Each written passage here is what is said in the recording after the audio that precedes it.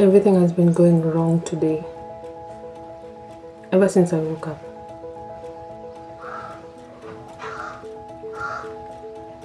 My egg did not boil, so it's liquid.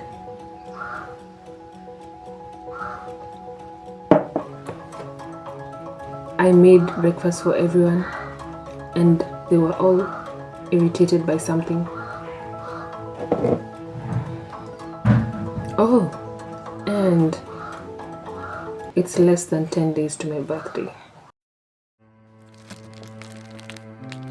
I've never been one to feel birthday blues.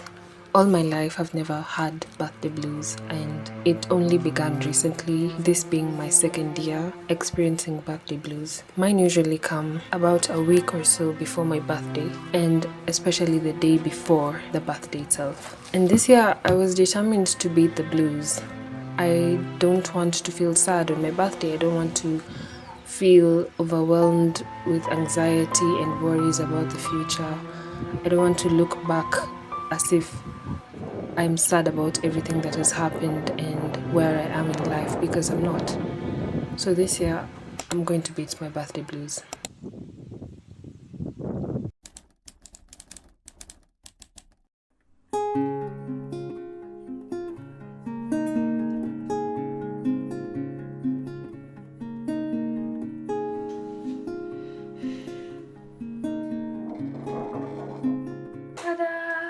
Good morning, welcome to a new day. Today is the 27th of November. It's the day before my birthday, and this means I am ending my last year of 19 with a glorious stack of pancakes. These are carrot pancakes, and the drizzle on top is plain yogurt and honey, and it's just so absolutely delicious. I finally convinced someone else in this household to like these pancakes. So they are a success. I have it with milk in my little quirky little mug, and today I'm actually going outside. I'm going to town. But before I even tell you about the plans that I have for today, let's taste this. Is it visible? Now that is delicious. Come. Anyways, today I'm planning to go to town. I need to get a few things, and I just also wanted to spend my time doing random things around town. I don't want to stay cooped up inside. Even if I have no classes, I don't want to stay inside thinking or imagining that it's my last day and spiraling into so many emotions. So I am going to go outside. I'm going to probably even go to a museum. I'm supposed to meet up with a friend of mine. Then after that, I might just go to the not the National Museum, but there's a museum in town known as Morumbi Museum. I also have some crocheting to do, so I'm going to spend the day crocheting around town, reading. Also, I'm going to carry my novel. I'm going to also visit a library, a public library, and then I'm going to go to the museum. Yeah, those are the plans for today. I just want a really chill day where I'm not inside, where I'm moving, where I'm seeing things outside, and I'm also just enjoying being in my own space, if that makes any sense. I had an anxious spiral in the middle of the night. I was up till something like 1, and I watched the day turn to 27th, and I was like, oh my god. It is actually my last day being 19.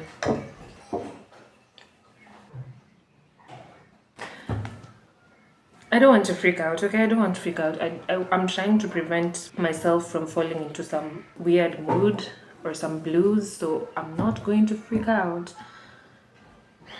It's just a normal day. It's fine. It's okay.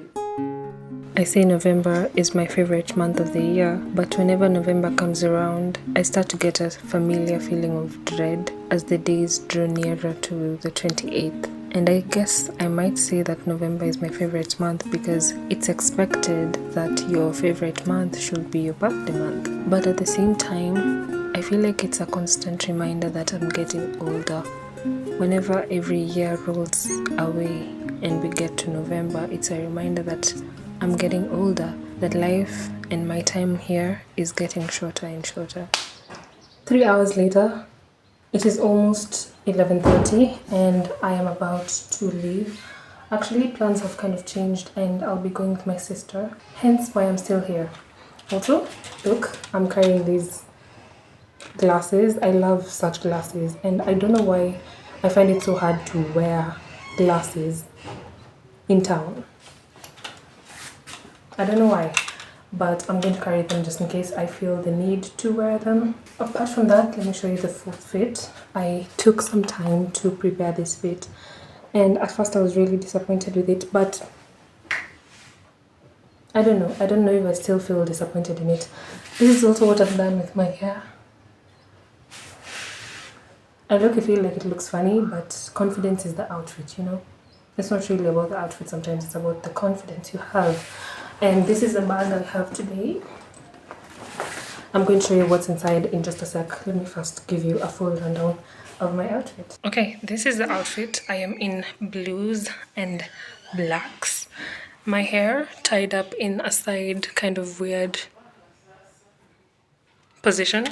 Then I have this black tank on the inside. I have this light blue cardigan, kind of loosey, and I've just tied the bottom buttons for that loosey fit. Then we have this flowy skirt that I really love. It used to have granny squares that I had sewn on last year, but I took them off. Yeah. Then I have this bag stolen from my mom. I love the shape of the bag. It's cute. Then for my shoes, I'll be wearing these pair of blue and white canvas shoes. They're not Converse, unfortunately, but yeah, that is the fit. I feel okay with it. It looks like it won't rain today, so that's good. And I'm just waiting for my sister to actually get done so we can scram. So in the meantime, let me show you what I'm carrying today, because you know, I want to spend my day kind of doing chill stuff around town. So what is in my bag? This is the bag. It's kind of big, kind of not. It's just a good size to fit everything that I require to have today. Firstly, academic activities going on, of course. I have my normal random things notebook. This is the one, if you watched my video on books, hobby, art, ecosystem, this is the one where I just throw random ideas, and I felt like today might be the day where I feel like people sketching in public, so I carried this and a pencil as well as my gel pen. Then I had this. It's known as the Saturday book. It's the 17th edition. It was a sort of magazine of the 1950s, and it usually has photos, different stories going on, and I love this book so much. I have been trying to read a bit of it at night, every night before I go to sleep. It's become like my bedtime book, and I like how the stories are just varied. A bottle of water, a crochet project that I'm working on. This one, it's supposed to be an arm warmer, and this is the first panel. I'm almost finishing, so I'm going to carry that. Card holder, mirror, and my crochet hook. There's also the pressure to do something big, especially for a birthday like this one, a monumental one. Trust your feet. It's kind of arguable that every other birthday is monumental because you only experience it once, but specifically for 20, for 18, for 30, there's a sort of expectation you have in your head. She's applying sunscreen on the road. Literally, who does this? What does that? That you're supposed to do something monumental, something big, something flashy. And maybe sometimes the weight of having to decide what to do, to plan what to do, to acquire finances for whatever plans you have, the weight of that can take away from the joy of having to turn a year older. Today is not our day. So this year I really didn't want any of that pressure. I didn't want to pressure myself to feel like I have to spend on my birthday, to feel like I have to do something big, absolutely big on my birthday. All I needed to be was happy. I have been learning to trust my internal compass, and my internal compass, if I was to define it in a Lily definition, would be the things which I gravitate to most. The activities, the crafts, and just generally anything that I find myself pulled towards. I've been learning to lean on my compass on days when life feels heavy and on days when my anxiety is over the top. A day like today, to do stuff that brings me joy, like being a flanner, walking around town just for the sake of observing and seeing the art in the everyday, going to thrift shops, going to museums, carrying a book with me, listening to music as I walk. Just these small, simple joys seem to feed so much into my happiness, seem to add so much weight and so much joy and so much sunshine into my everyday that on the days when it feels heavy, I hold on stronger onto these little compass moments, these moments that I gravitate towards. Things like waking up early in the morning, needing comfort and making a plate of pancakes. Things like feeling lonely and going on a walk and discovering a pond at the end of my walk. Spoons. Wait, these are spoons. Imagine using this as a spoon. Oh, this is an Indian spoon, a Borana spoon. This is a Liberia spoon. These are really big spoons. Oh, this one is so cute though. Somali spoons are unique too. They're creepy. Things like feeling bored and going to town just to experience being around other human beings and to watch people going about their lives. Things like sitting in my room crafting, creating a piece of art simply because I feel creative. Things like walking up and doing a little dance just because I feel tired of sitting down. All these little things, they bring me back to myself, they bring me back to my joys. I have been holding on strongly to them because they are the ultimate joy of my life. And so, today being a day where I'm likely to feel anxious, you know what? We gotta go out. We got to go and see the city. We got to go and see that life is beautiful, to see that there's art outside. If you were to write a letter to the moon, what would you write? Dear moon, in your light we find solace and reflection of our own search for understanding. Dear moon, last night I moonwalked and it felt like I was halfway there. Oh my god! Dear moon, how do you hold your breath up there? This is so cute. I want to write to see that life is bigger than my mind. Life is bigger than my room. Life is bigger than my home. There's a whole world out there. Moon, tell me if I could send out my heart to you, Mitski. There's life going on. There's people living lives that I will never get to know about. There's people walking by me on the street, not knowing that it's my birthday the following day. There's people walking by me who have loved and lost. I think being around other people just reminds us how significant and insignificant our troubles are. And so maybe just for today I needed that little bit of overstimulation to remind me that everything is gonna be okay. That the anxiety and the things that I'm fearing, the things that are holding me back are not as big as they seem.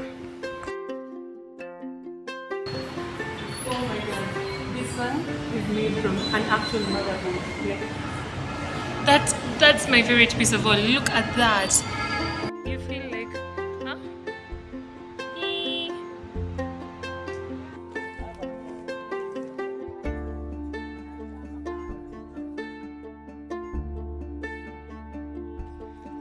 I wish wangetukubali.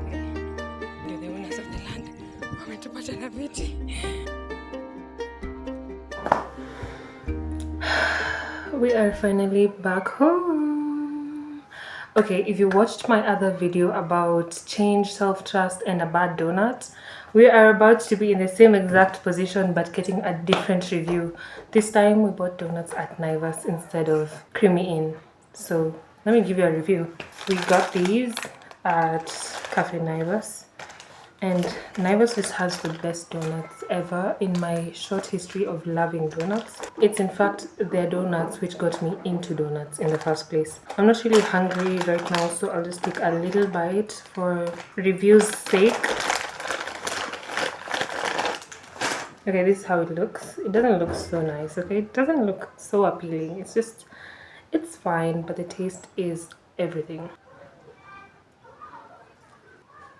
Okay, now that I've tasted both of them, this one is definitely better, but it's not like a 10 out of 10 donut, you know? It's not soft enough, although it is kind of soft, but there's still some things lacking, but it's definitely better than the one for Creamy Inn. Anyways, I really had a nice day. I really had a nice day, you know?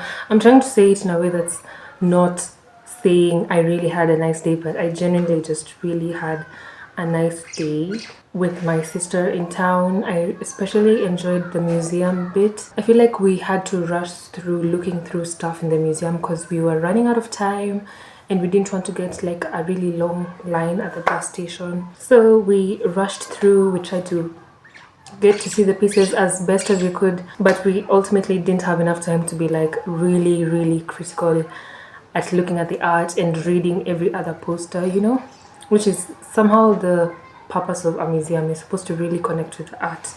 And I was thinking how sad it is that most times when you go to a museum, you focus more on getting photos and getting clips than actually experiencing the history, the art, the culture that's all being put in one place. And it's really sad. It made me think about future museum visits and how I want to experience them. I don't just want to remember taking photos and videos. I want to actually be there and focus and remember the art and the culture that I learned. I really loved the part where there was this moon board where it was like, if you had something to say to the moon, what would you say? And I wrote a lyric from Mitski. I really love such boards where you can have many different people giving their thoughts and their views, and your view is like permanently there. So it kind of feels nice that I did that on the day before my birthday. Otherwise, aside from that, I really did not do what I planned to do today because I planned to go to a library and get some crocheting done, but I have quite literally not picked this up until right now. And I planned to also read a little and do some art, but that was impossible because we kind of arrived in town a bit late and we had so much to do. We visited so many different thrift stores, it's just that the footage is very little and I just didn't have enough time to actually do what I wanted to do. So I'm thinking tomorrow, if I'll be having classes, yes, tomorrow is my birthday, but if I'll be having classes, I will definitely go and spend some time in town doing this, that, and the other. If it doesn't work out, we'll just find another day because I have to, you know, this just screams casual, unbothered, mysterious tourist, local tourist, and that's exactly what I want to be for at least a day or something. So that's what is going on. I'm kind of tired, but very fulfilled in my heart. I'm just happy, and I'm really glad I went outside today because I feel like if I had stayed in the house, it would just have been a spiral, a moment of spiraling and being like, oh my god, oh my god, oh my god, oh my god, I am turning 20. And being outside, just being overstimulated by people, noises, things, it helped in this case. I don't know if overstimulation is ever a good thing, but in this case, it really did help me, and I'm just excited that I got to do that. I just want to look back at my year and feel really content with the effort I've put into my life, the effort I've put into relationships with others, the effort I've put into my dreams, and to feel as if I am not behind, you know, to feel as if it's okay. Wherever I am on my timeline, I am where I'm supposed to be. That is it. When I wake up tomorrow morning, I will be 20 years old. I turned 20 at 6 something a.m. in the morning, so I'm definitely waking up past 6, so I'll wake up in 20 and we'll see how that feels. I'm leaving behind my teenage years, and I guess that's what's really monumental about this age. It's like you're now in the 20s. You are officially in the 20s.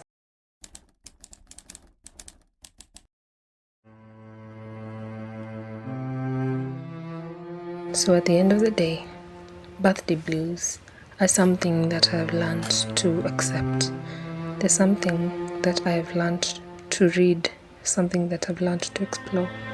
Maybe sometimes all we're really sad about is that we're leaving behind a version of ourselves.